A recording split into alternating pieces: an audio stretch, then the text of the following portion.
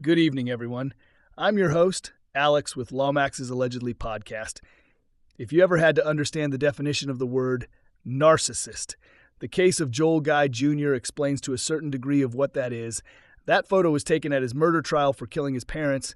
He's actually smiling. Pure evil. Why Joel Guy Jr. planned to kill his parents? Joel Guy Jr. was born on March 13, 1988, with relatives calling him Joel Michael to distinguish him from his father.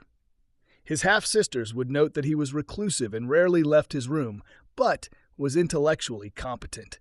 He graduated from Louisiana School for Math, Science, and the Arts in year 2006. However, Joel spent most of his life living with his parents at 11434 Golden View Lane in West Knox, Tennessee. He spent a semester at George Washington University but dropped out. He went to Louisiana State University to study plastic surgery but withdrew in 2015. Living lazily in Baton Rouge apartment. He spent 9 years in college without graduating, all financed by his parents. By the time that he was 28 years old, he had still never had a job. After Joel Guy Sr. was fired at his engineering job, he knew he would have to stop paying for Joel Jr.'s tuition.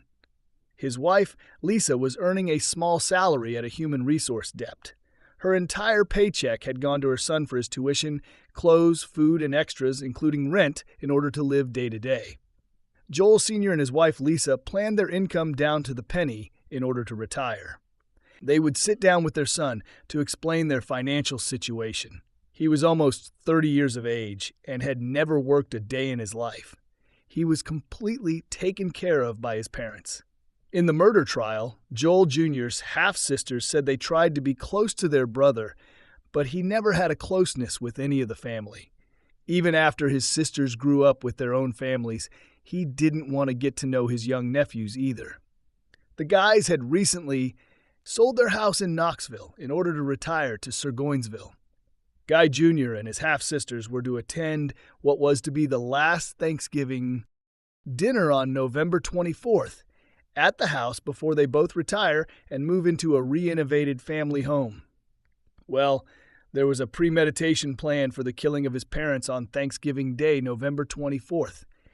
In the house in Joel's childhood bedroom, a journal was found with step-by-step of what he had planned to do to his parents, his motive for doing it, the life insurance from both parents, all so that he would have to see himself working, I would assume, ever. There is surveillance at the Walmart where you can see him buying supplies for the murder of his parents, all found at the crime scene.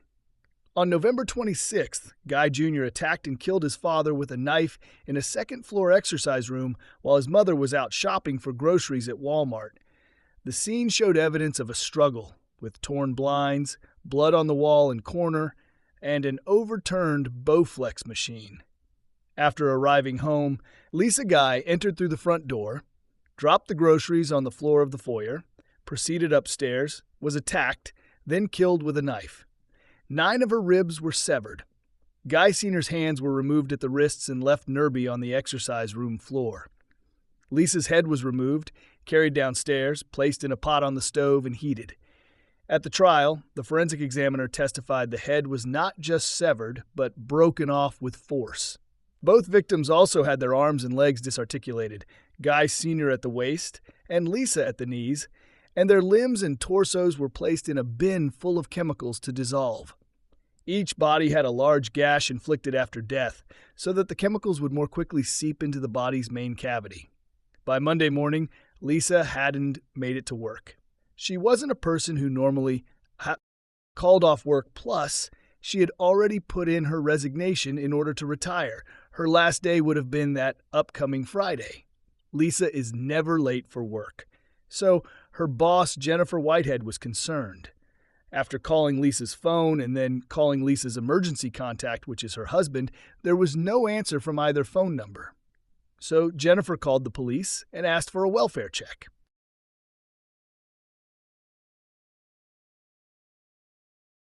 Joel Jr. had wrote in his journal, not only adding up how much money he thought he would inherit from the insurance from the house, which he thought would be blamed on his father after it went up in flames, but the burning the house with his parents in it would never happen.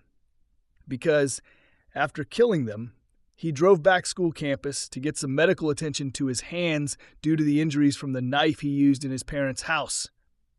Within hours of the welfare check, the detectives were out to the house, and it was then a crime scene from the first to the second floor. The FBI Knox County Sheriff's Office and East Baton Rouge Sheriffs placed Guy Jr. under surveillance for a few days and apprehended him on November 29th as he was entering his 2005 Hyundai Sonata in the Nicholson Drive apartment complex parking lot. Guy Jr. pled not guilty, yet filed a motion that he be given the death penalty if convicted.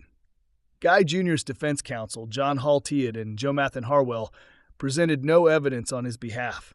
The prosecution was led by Leslie Nacio and Heitor Sanchez. The trial took 4 days. Guy Jr. was found guilty and sentenced to life in prison. He was also convicted of abuse of a corpse. In 2023, an appeal to overturn the sentence of Guy Jr. was denied. Joel Michael Guy Jr. is currently incarcerated at the Northwest Correction Complex in Tiptonville, Tennessee. This is LAUMAX'S Allegedly podcast. I am your host, Alex, and good night.